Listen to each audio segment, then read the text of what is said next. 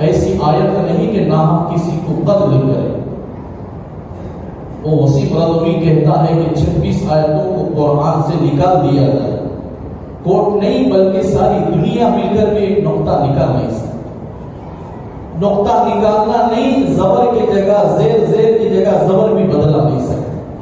اللہ نے چھوٹے چھوٹے دلوں میں، کروڑوں مسلمانوں کی دلوں میں قرآن کی حفاظت کی ہے۔ اگر یہ بھی نہ ہوتا، دنیا میں کوئی حافظ بھی نہ ہوتا، تب بھی اللہ نے قرآن میں فرمایا اِنَّا نَحْنُ نَزَّلْنَا الذِّكْرَ وَإِنَّا لَهُ لَحَافِظُونَ۔ ہم نے قرآن کو اتارا ہے، ہم اس کی ذمہ داری۔ جب اللہ اس کی ذمہ داری لے لی ہے تو دنیا کوئی مل کر بھی کچھ نہ بگڑ سکتا۔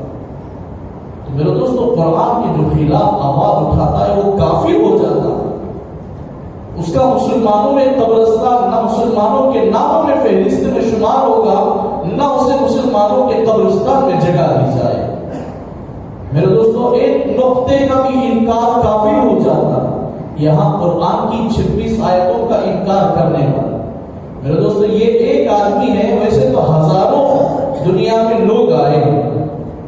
حضور کا انکار کرنے والے فرعون تھا، اللہ کا انکار کرنے والا، اللہ ہی نہیں، یہ تو قرآن کو مانتا مگر 26 آیتوں کو نکالتا ہے۔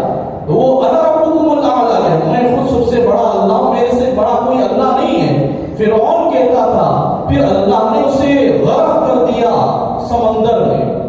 مسیلمہ کذاب تھا، وہ نبی کا انکار کرتا تھا، محمد نبی نہیں ہے، میں نبی ہوں، یہ اعلان کرتا تھا۔ اللہ نے اسے موت کے گھاٹ اتار دیا۔ میرے دوستو، دنیا میں کسی بھی چیز کا انکار کرنے والا ہو، کوئی اعتراض نہیں ہے، اللہ کے احکام کا اگر کوئی انکار کرنے والا ہو تو وہ کافر ہو جاتا ہے۔ اس کے اختلاف کرنے میں، اس کے اعتراضات کرنے میں سمجھ بیٹھا ہے کہ وہ ہمارے علاقے تک کے مسلمان ہیں اور وہ بولنے پر ماننے جائیں گے۔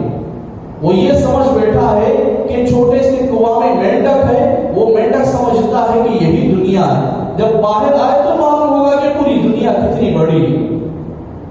صرف مسلمان اس کے علاقے میں نہیں ہے، اللہ نے پوری دنیا میں ہر طبقے میں، ہر کچے اور پکے مکان میں اللہ نے مسلمان کو داخل کر دیا۔